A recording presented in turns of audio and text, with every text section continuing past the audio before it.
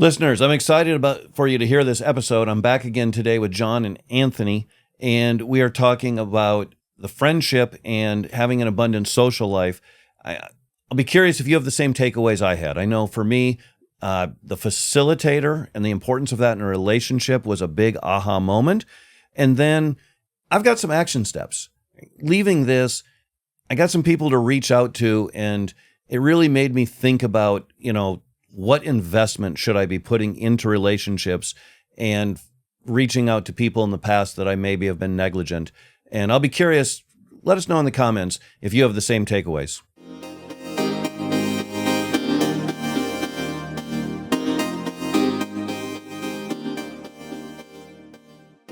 All right, welcome listeners. This is part 4 in our series talking about friendships. And today we're going to talk about how friendships change over time and how they're very different when we're a child versus an adult, and just how those changes and how do we adapt to them, and some strategies here. So as always, welcome John, and for this series as well, we have Anthony with us. So let's jump right into it. Friendships don't really stay the same, right? They're different. So let's start with childhood. What does most friendships start in childhood? If we think back, we're all old, so it's a long time ago, but yeah, I mean, well, people would argue I'm still a child in some cases, but I think there's two topics here, right? Like there's the friendships you have in childhood versus the friendships you start in adulthood. We talked a little about that. And then there's also the idea that the levels of friendship we talked about last time, people migrate between those levels over time. And sometimes it's deeper and deeper and deeper. Sometimes it's deeper and more shallow. And I don't think there's like a prescription for right and wrong. I think it's just recognition of where you are can be helpful, because I think, like we talked about in earlier episodes, people want to be connected. Like we're designed to be in community.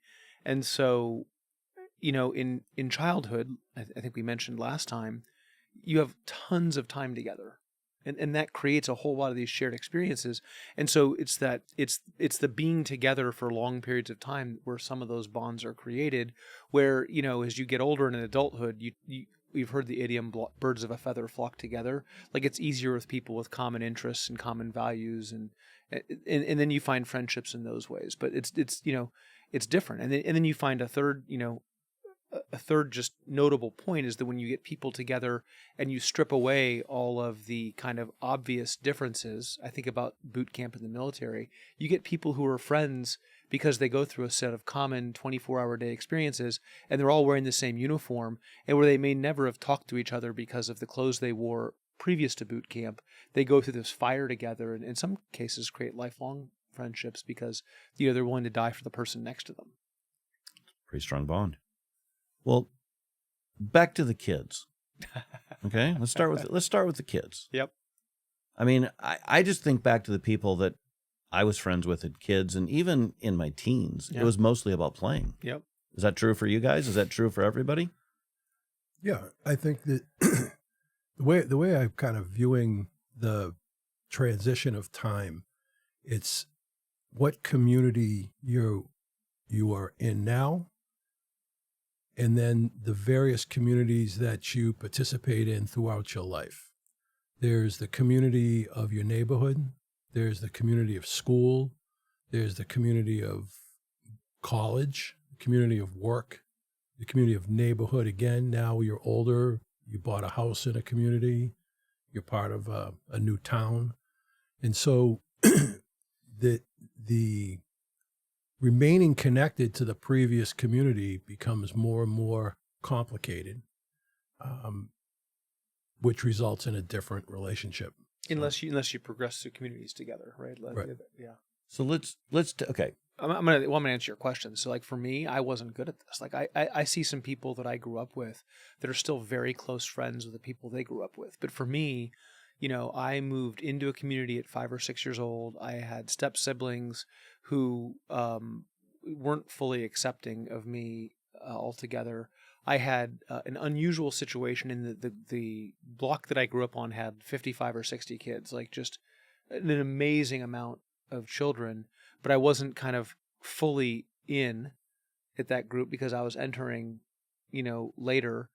And then, with my dad passed away when I was young, and so I withdrew as a way of coping for me. And I wouldn't have been able to describe that at the time, but looking backwards, it's an easy thing to see. And I didn't do a great job of staying connected during my teen years, and certainly then not after. And it's interesting because I tell myself a story about, these people are all close and I'm not close, yet I reached out to a couple of them over the years, and they've been incredibly kind and welcoming and very adult about all of that.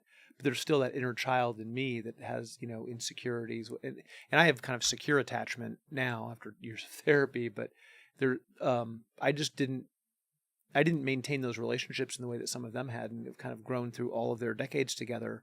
And I just kind of moved on with my life and moved away. And so I did everything, not what we're talking about today. I didn't invest in those relationships. I let them fall apart. Shame on me. I don't think I'm in touch with anybody that I would consider childhood friends, right? But those are people that I played with. For me, it was a lot of sports. Yeah. So it was people that tended to be athletic. And then into high school, I kind of feel like I got along with everybody, but it's still my core friends were the athletic people. But then I went to college, and that changed a lot. So how did it change for you guys when you went to college? Like what was the difference in the friendships? Well, I moved away, if you will. I went to an on-campus environment, so you kind of left the gang behind. And, very few of them did I stay in contact with, other than when I would maybe visit. Frankly, I didn't really like, the whole group that I had take it through the high school years. It wasn't really fulfilling for me. Do you want to dig? Let's dig into why that is briefly. Well, I had different ambitions. I came from a very working class town, and the level of satisfaction people had with not going to college and just getting a job at the airport, or, getting on a construction site, getting into a union, much like their dads. I had no appeal to me whatsoever. Or ending up in prison. Doing drugs, not that I didn't participate in all of the above, but I wanted to move on. Right. The crowning moment was when I got married. I got married at 22, and we literally ran away 6 months later. We moved from Boston, Massachusetts to Atlanta, Georgia. A foreign country for all intents and purposes, and started a new life.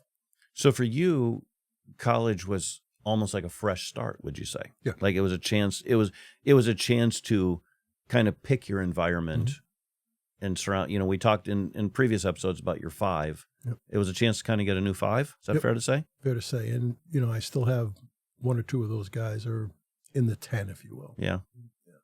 John, how was your experience with that transition? Yeah, same thing. I moved not far away, but I moved away enough that I was an on-campus life, and I had a chance for a clean start and had that, but I didn't make the choices to fully integrate into the groups as I kind of wish I would have. I had kind of my own ideas about,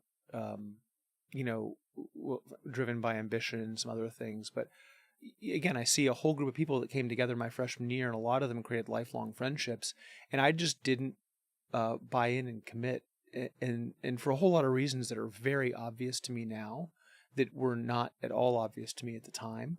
Stuff didn't come to light until I was in my 30s, and regret's a tough thing. Like, I have no regrets in the sense I love my life and where I am right now, but I certainly missed an opportunity there. And that I've counseled my children to kind of, be joiners in the sense that you find a community and you invest in friendships. Not that you kind of go along with the crowd and give into peer pressure, but that you really commit to developing relationships at each stage of your life, fully recognizing that some of those stick around for a long time and some of those people come in and out of your life, and that's okay. But the skill of building friendships and the skill of relationship, I'm a technician by nature, right? Like, I'm not good at relationships naturally. I had to learn the skill of it. And that's been true for everything I've been decent at in my life has been something I've had to learn the technical skill and be good at, not because I'm naturally talented at really anything. I think you stacked them. I think you're being humble there, but I think you've stacked them very well.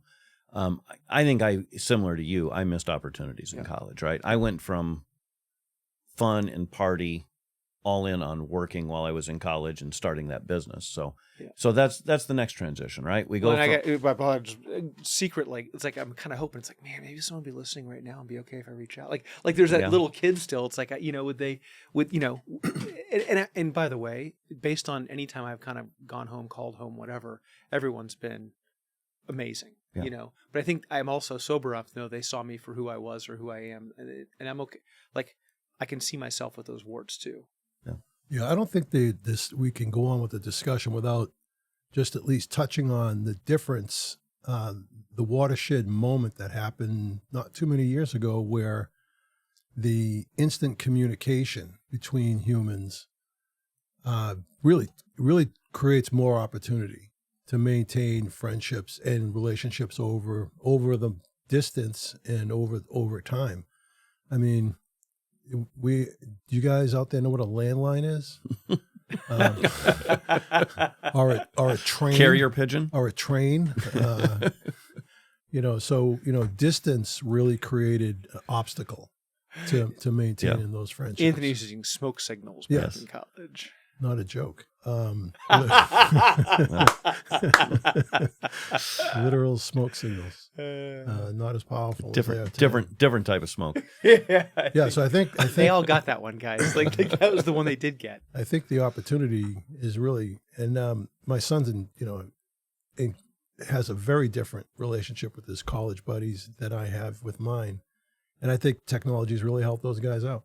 I mean, they're texting, they're on a text chain, a golf chain. They have a golf group, they have a couples group. So it's a great opportunity to maintain those things. Yeah, I had I feel like I had all the technology I needed to be able to do that. But like, even early in my career, I worked with, more than 1,000 people, and the number of people that I'm connected to out of that 1,000 is woefully small. And that's not because other people that were in similar jobs weren't better connected. It was really because I was so transactional about my own kind of set of ambitions. If I'm being really honest about it, I didn't make the investments. And that really changed for me in my early 30s. And I think now I've got a lot more people that I feel a lot closer to. There's the 5, and then there's also other people that I just feel much better connected to my community. But I'm thinking about, like, now as I'll be an empty nester in 4 or 5 years, and it's going to be a different season. Like, I'm already thinking about, like, how do I have more relationships in the community that I want to invest in, and whether that's, whatever. But yeah. Okay. So we're kids, we go to college or not, but people get into the work life. And I know this is where I started collecting better friends, longer lasting friends, right? Have you guys found the same thing? I mean, I think about that first business I started, it was like-minded people, and there's a lot of people, even though John, you and I didn't know each other there, we part of, I think, what drew us together is that was a like-minded group of people. So this is where I started, I guess, I don't know if collecting is the right word, but acquiring, collecting, meeting more lifelong friends. And I have people from high school and college I stay in touch with, but same experience for you or different? Yeah, definitely the same experience, and an odd type of technology help with that. I've got a fantasy football team that's going on its 28th year, and it's 10 of the 12 that were in it this year were there the first year. So, and that was at a job, and so that's where it really started to improve. And it's not so much the fast 5, it's more relationships have maintained themselves over time, particularly with people that help mentor me, unofficial mentors, people that I looked up to in the different roles that I had. Stayed in touch with those people, a couple in particular. So, yeah. I'm same. Okay. I found, for me, the big shift for me, again, going back a while, was like when I shifted from what do I need from a relationship to what can I do for other people. That was a really big shift for me. And I try to always lead with how can I help? Like, I think that's a really powerful paradigm shift for me. If it's not obvious to listeners, why? Let's dig into that a little bit. Why did that make such a big impact? I mean, for me, it was, I mean, again, I'm just looking at myself critically. It was, I've always cared about people my whole life, but there was a point where my ambition kind of led me to transaction. Like, how can I help this person so that they can help me? Right. Versus just how can I help this person, period. And then just not think about the rest and not worry about and not measure the rest. And that's been a big shift. And frankly, I've enjoyed it. It's been being a net giver. So the sincerity, I think. Yeah. Well, and knowing that like I don't want people to be a transaction in my life. Right. Okay. I think the next big transition, as I see it, is people start getting married, having kids. This changes a lot of friendships, right? If there's a very different dynamic from single to family life. So you guys both have been down this road. So let's talk about that transition and how did that change these friendships? It doesn't. It's not just a transition. It's a continual evolution of that state that you're in, because you go from being more or less free to come and go as you please, to less so now that you've got a committed partner in your relationship. And then it again changes once a child is born. And then maintaining that, the element of time, literal, how much time you have to do things across now this new community of in-laws, cousins, past friendships, work obligations, and so forth. I can describe it as feeling like I'm at the end of a wind tunnel and someone's dropping confetti at the other end and I got to catch all this. And it can be overwhelming, and that overwhelming feeling makes you recede away from everything. I can't do everything, so I'm going to do nothing. And then that's where from a personal perspective, that's where I think I've fell apart with, maintaining those relationships and those friendships. And then you have to kickstart it, and there's the level of fear to kickstart it, or embarrassment that I haven't called this guy in a while, or person, and so on. I missed all those games, and so on and so on. It's tough. That to me, that was the toughest period for me. It remains so too, right to this day. It's still the toughest period because you've got so many financial obligations, social obligations, personal obligations, caring obligations. It's a real difficult time. There's more to it too. When you get married, then you tend to not include your single friends, and I've been on both sides of that equation, where I was married and my single friends felt left out, and then I was single and my married friends would go do things. It's like, guys, but I'm still here. Like nothing's changed. Like I'm still available to come have dinner or go to that concert. Whatever. Like I remember that I had some friends went to a concert in Houston, huge name band they'd never been to. They really wanted to see, and they just didn't think to include me because there was the three couples, and it was like, it was a real bummer for me. It was like, hey, why, like, one extra ticket? And there was nothing, there was no malice on their side at all. It was just, when you think triple date, you don't think about the single dude. No, it is. There's a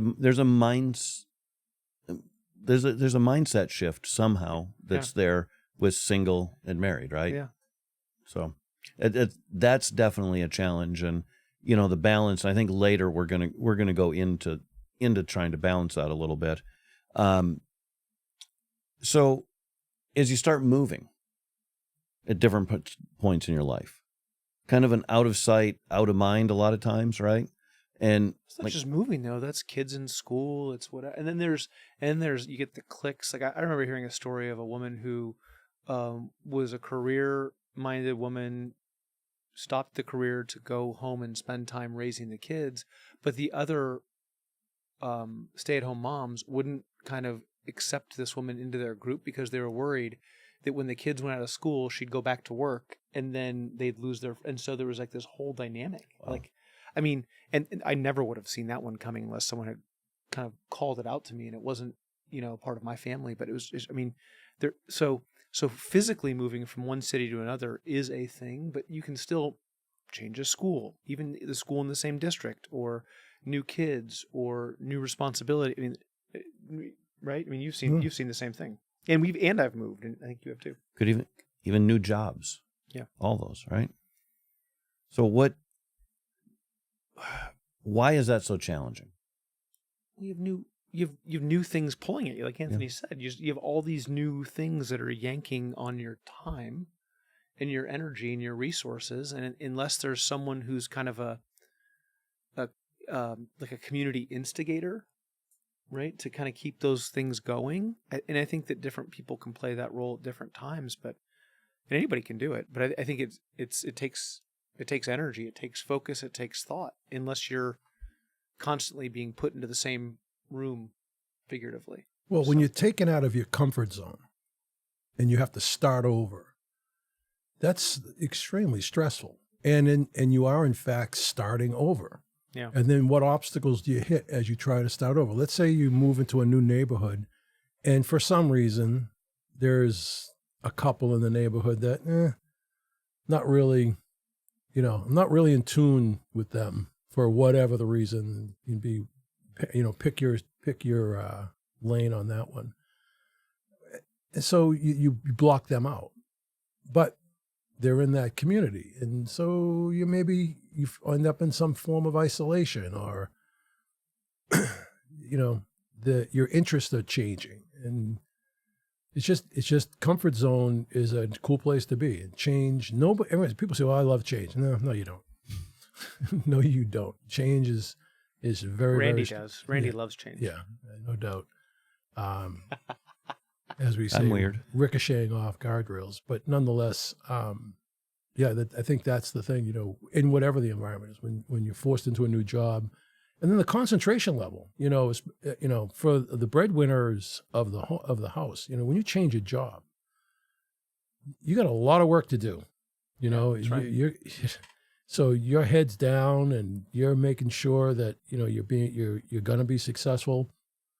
And as nice as you want to be, you are this. You have to survive, and sometimes in certain environments, niceness is a weakness, and that can permeate over into other aspects and parts of your life, because that's the environment you're in. So what I'm interested in knowing from Dr. John here is where's this framework for this? Where's the document or the piece of paper that would help, a tool that our listeners could use to help them navigate these phases of life and so forth? I think it's tools plural, right? Yeah. I think that there's the pieces around like how you meet people where they are, right? There's the pieces on acceptance, all the stuff we talked about in other episodes, acceptance and vulnerability, and how you get deeper and trustworthiness, and then making sure you see people in their best light. So there's those pieces to make sure you're doing it. Then there's like just the blocking and tackling of time management. As we get older, there's more old friendships in the rearview mirror, right? And so you're trying to hold on to those ones and invest in those ones, and then you've got the new ones you're trying to invest in too. Like how do you manage all that energy? And so I think there's just the very basics of like time management and keeping things top of mind so that you are investing in those relationships in ways that are important. So I don't think it's a tool, right? I think it's a series of tools. And so, when it works best for me, it's about having like, okay, here are the people that I need to keep in touch with, and just checking in once in a while. And so I've got this little card that I carry with me that has like the people that are important in my life. It's a long list, and I just kind of look through it at times to make sure that people are top of mind. It's like a friendship bucket list, but it's not about checking a box. It's about, who do I need to connect with? Yeah, I think unfortunately we have to make sacrifices and prioritize. Yeah. You can't do everything. You're just Right. not going to get it all done. You're gonna, like you say, time management is great, but you're going to forget. Yeah. And then you also want to, if you're going to invest the time, you do want some joy back for having invested that time. If you put the time into something and there's not, I'm not saying exactly equal reciprocal return, but some sense that time I spent was worth it. then it's worth doing again. But if it turns out that it really wasn't worth it, and maybe the relationship has run its course. That's so important. I mean, there are times like I'm happy to be there for a season for somebody, and there's times it's all about them, right? But if it's all about them all the time through multiple seasons, then there's a fair set of questions, right? That and there's been times in my life where I've had to work at being a better recipient, where I don't show up as the leader of something, or don't show up as the giver, and knowing when to receive is important too. But I would say the vast majority of my focus is on not that. It's on how to be a better giver, how to be to be a net giver. I don't need to worry too much about the receiving part. That seems to work itself out. I got a couple strings I want to pull on. As long as we're here, Anthony just said maybe it's run its course. Yeah. Let's dig into that a little bit, right? Like, I think we can all think of relationships that, you were talking more, maybe it was philosophical or you're not aligned, but why else might relationships run their course? I think about the 52 people I did the my MBA program with.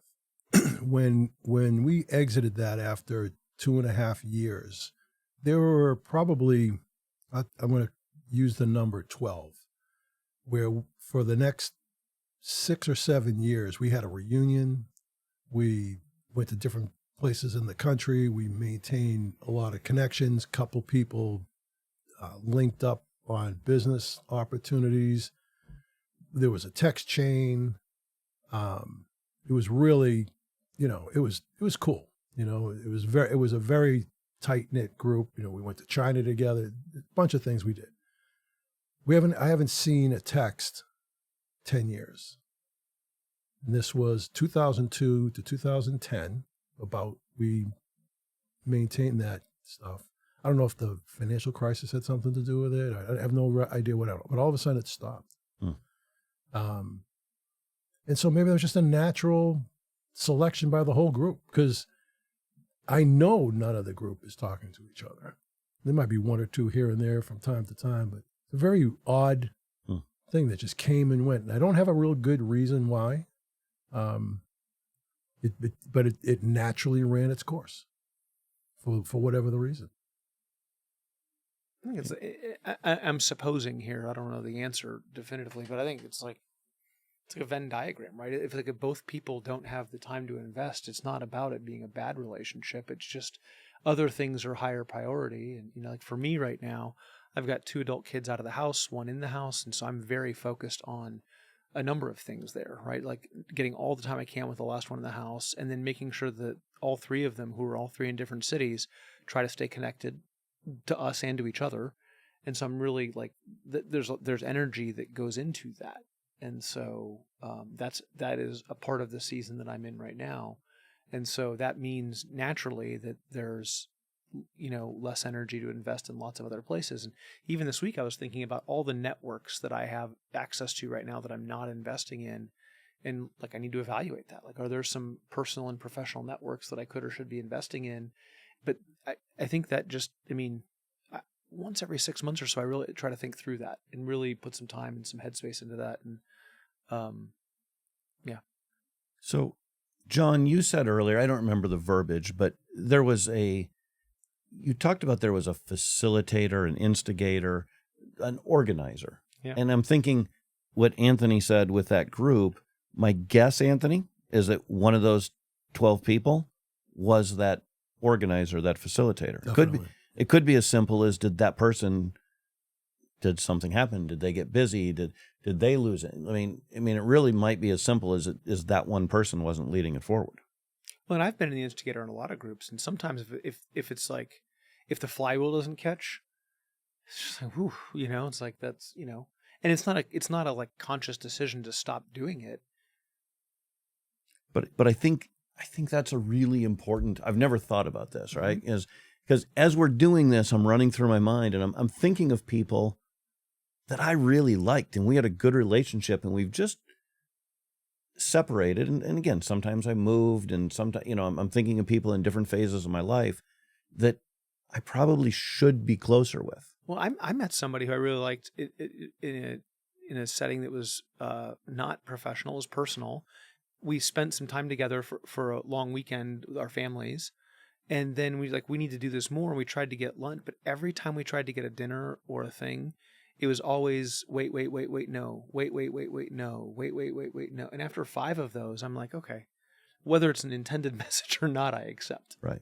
Right. No matter how great that first thing was, like, I'm happy to keep trying, but to the point where you're not available. It's not even not willing. It may just not be not able. That's okay. Damn.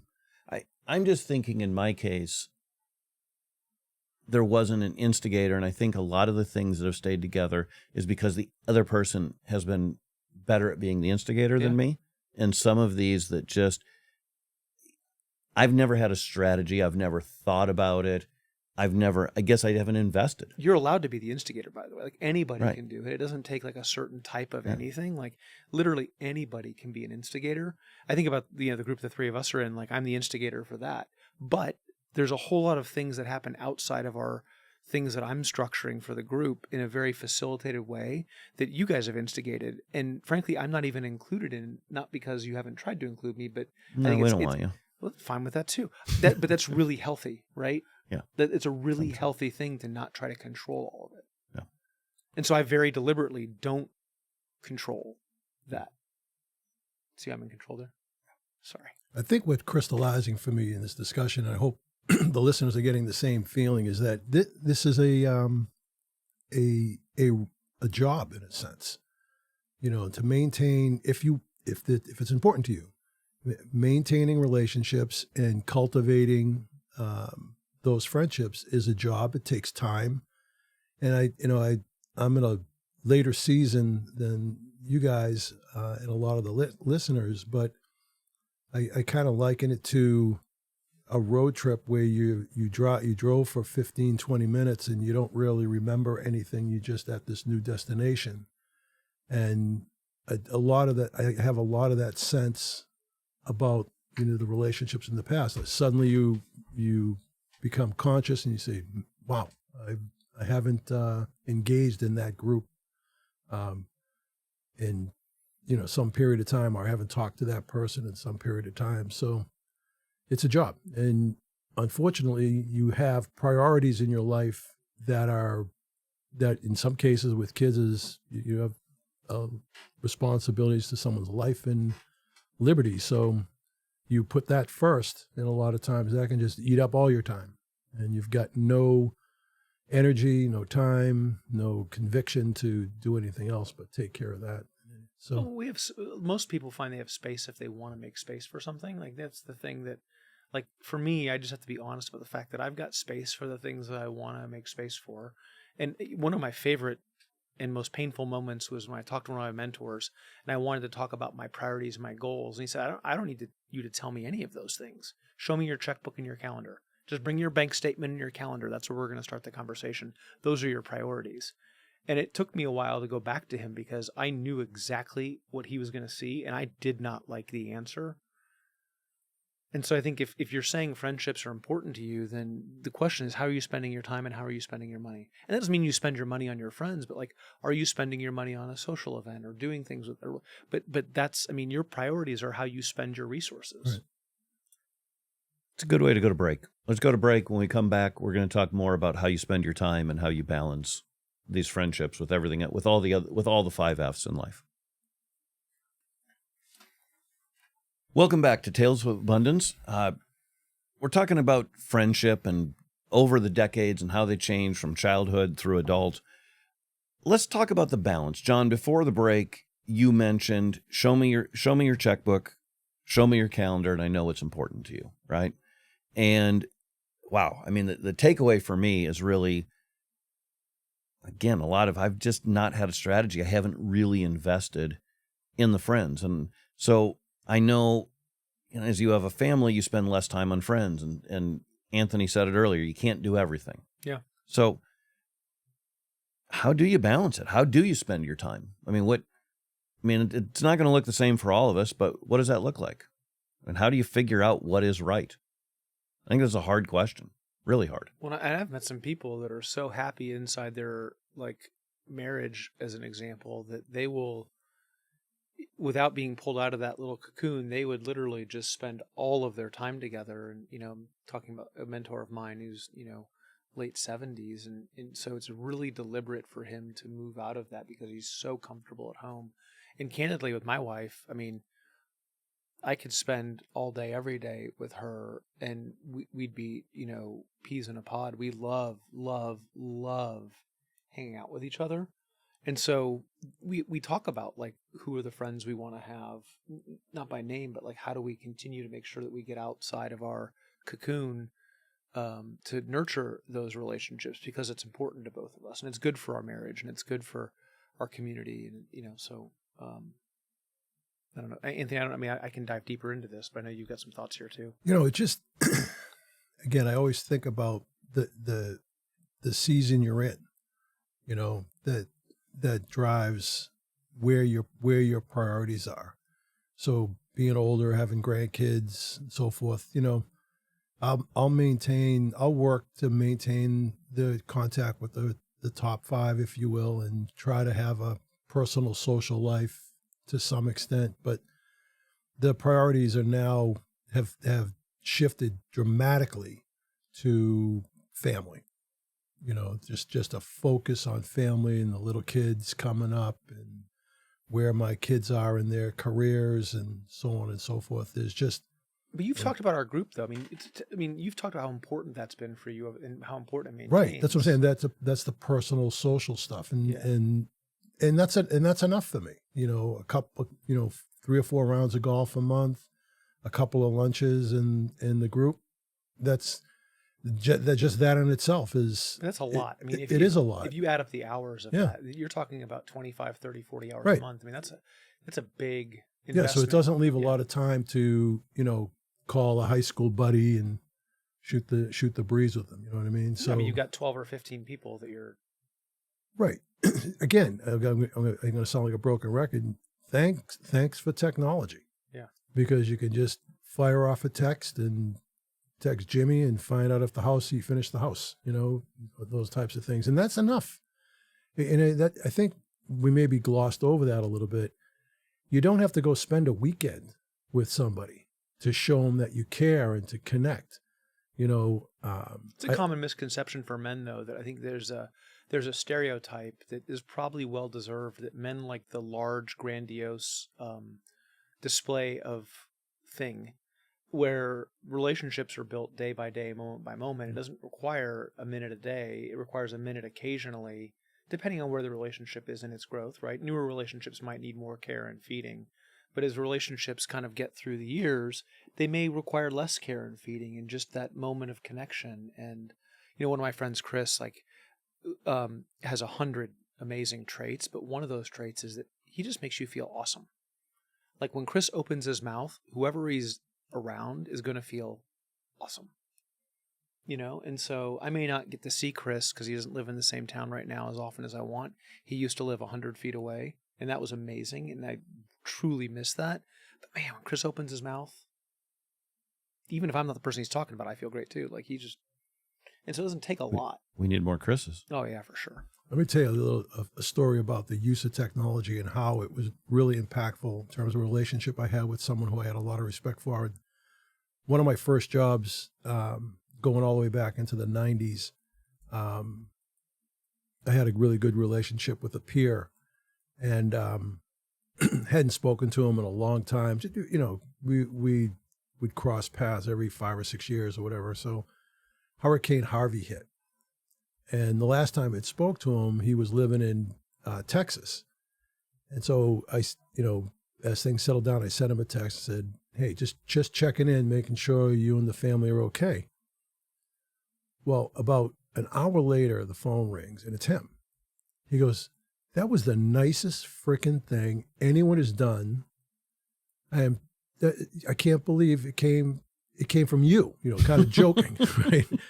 And I go, okay. He says, and the good news is I moved to South Carolina. So I'm doing fine. And, I retired from that other job and so on and so forth. But he was so touched that after we hadn't talked on the phone in 20 years, but he picked up the phone, and of course he had to make me feel like a whatever. But the point of the story is how impactful you can be with 5 or 6 words. Yeah. It doesn't take a lot. Yeah. But I think for me, I have to be thoughtful and deliberate. And so I have to take stock of like, am I doing what I want? Like, are the actions I'm taking leading to the outcomes that I want? And so if I want to be a net giver, like, am I showing up in the way that I want to show up? And so, and then how can I do better? And so that's where I think about like I just shot a text message off to Chris real quick and told him what you said.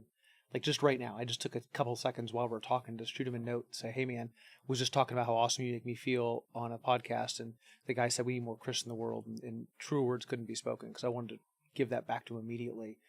And it doesn't take more than a second or two. And so, but I do think it, for me, I meet people who I perceive to be natural at this, and I'm not natural at this.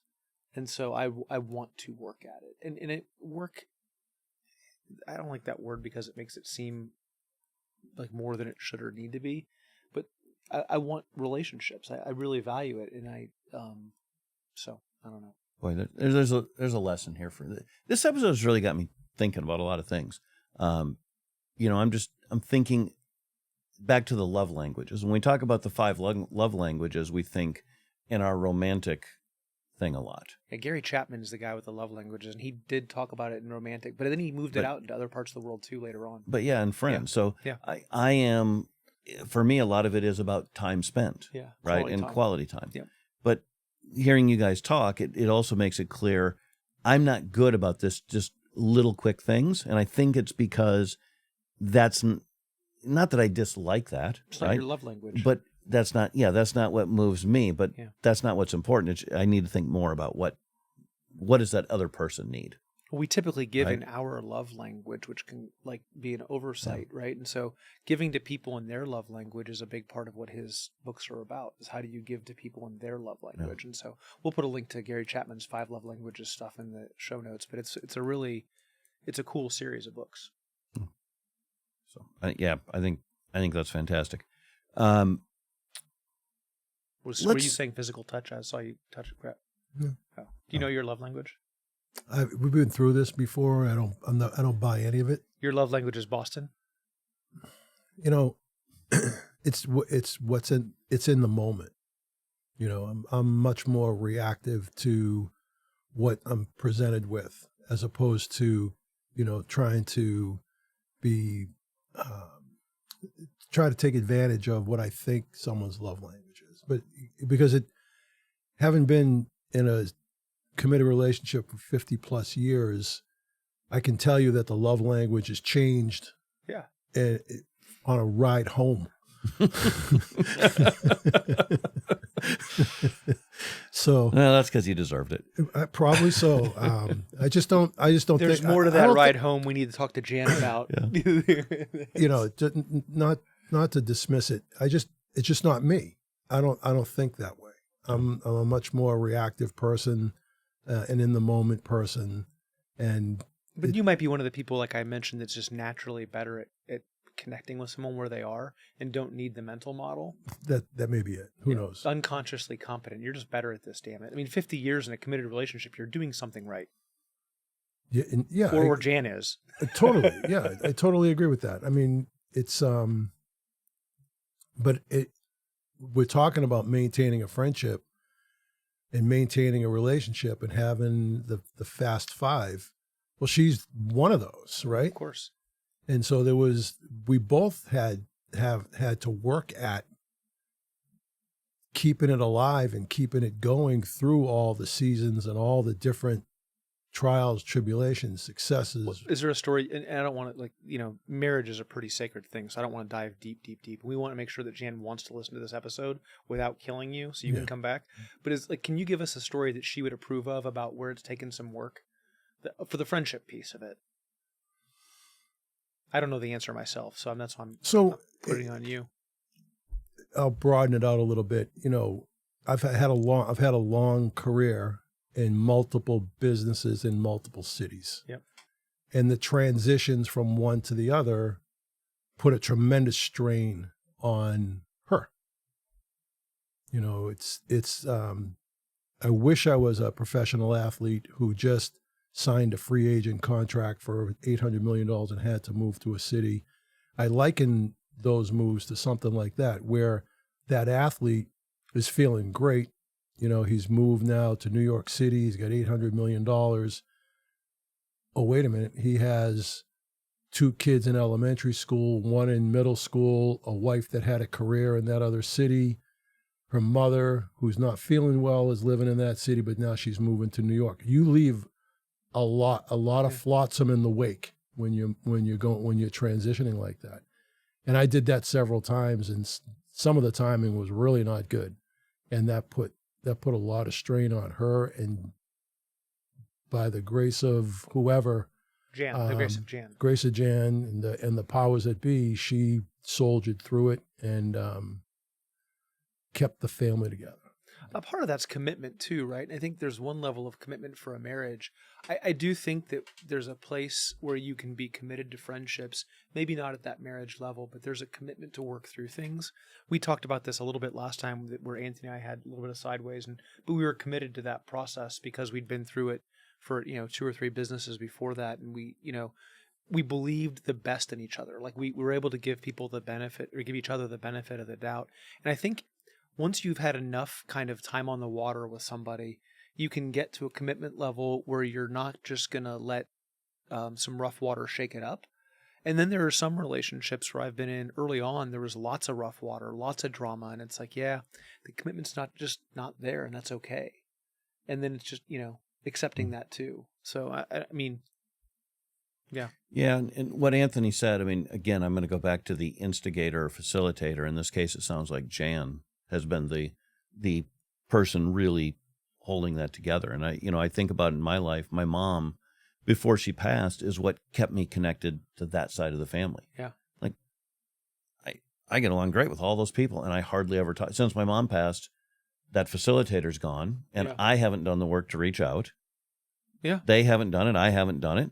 And again, I just out of sight, out of mind. That a lot of them live in Minnesota. I'm here, but my mom is not there to be the facilitator to bring everybody together. Well, being an instigator isn't hard, right? There's a little bit of vulnerability in that you have to put yourself out there, and you've got to be a little bit of an organizer. Yeah. But it's not. And I think in a perfect world, which it's not, everybody would take on the role of the instigator for a period, and there'd be like a natural, unspoken handoff of the baton, and that's not the reality in my experience.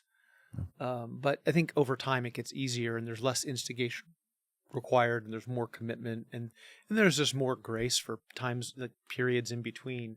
But early on, if I'm a listener in my late 20s, early 30s, like you may really have to lean in some places to newer relationships, and then you might have relationships that started in high school that you don't have to lean in as much. But I think it's important. Like if I were talking to my son at in his late 30s, he's in his early 20s, but if you're in his early 30s or late 20s, I would tell him, like, make sure that you're investing in the new relationships going forward and being deliberate about growing your personal network, not just your professional network, but your personal networks too, because those relationships, like that's the thing on your deathbed that you think about is from everything that I've read. Let's give listeners, if listeners are anything like me, they're thinking about people that have drifted out of their lives, right? My mind is like, kind of what can I do to just reach out to this person a little bit. So let's give them some, John, I think what you did on the thing, sending that text to Chris is, I think that's amazing, right? That's fantastic. What else can a listener do to, if they want to kind of revive or reach out to that drifting friendship, tell that person they're important? What would you suggest? Either of you. Well, the first thing I would suggest isn't so much deciding on who. It's how much time do I want to devote to this? And if you're going to put an hour a week into it, 5 hours a week into it, from 12 to 12:30, 2 days a week, set the time aside. And then it will come to you because you'll emotionally prioritize who or what you want to reconnect with. It could be, it doesn't have to be an individual. It could be a group. It could be, a hobby. where you used to go paint, or a gym you visited, and that social network, while it isn't an individual, a specific individual, it's a group that you like being around. So it's decide on the amount of time, and then emotionally, I think it will come to you. And this is a kind of a cathartic moment these last 45 or 50 minutes in terms of self-reflecting on some things that I know is going to drive me to go do something. And I was literally thinking, okay, how am I going to do it? And that's what came to mind is, okay, I got to decide on how much time I want to devote. And then I know the important things will come to the surface, and I'll devote the energy to that. I think that's really wise. I love the answer. But I think it can be simpler too. Like for people that might feel overwhelming, you can also just like do what I did, send the text. Yeah. Like don't make a list, just as it comes to your mind, spend 30 seconds, and then you're just going to plant a lot of those seeds, and then some of those seeds are going to sprout, and some of those seeds may not right now, and whatever the case may be. But I think so yes, everything Anthony said, and if you need something simpler because that's too big a stretch right now, I'm just, for some people that'll be too big a commitment, just do something and make it small. Like, I think it doesn't have to be big. We talked in previous episodes about how social media has actually led to more isolation and people feeling worse. But I think this is one of the benefits. It's like anything, right? There's the good and the bad. This is one of the places where you can reach out. And I know it's lower risk too, for sure. Yeah. When Facebook first came around, one of the things I enjoyed is, oh, wow, I haven't talked to this person for 20 years. And there it is. And you'd catch up. And I kind of enjoyed that part of it, right? And it'd be overwhelming to reconnect with all those people. But it is still there for that with a lot of people, assuming you're both on there. John, during the break, you talked about attachment. You want to go into a little more what you were thinking about there? Yeah, I mean, we were just talking about like attachment theory, and I think we were just recognizing there's different kinds of attachment. Secure attachment, super healthy; anxious and avoidant attachment, not so much. And so this is really about accepting people where they are. And so I think as you get into relationships, there's a great book attached on the subject.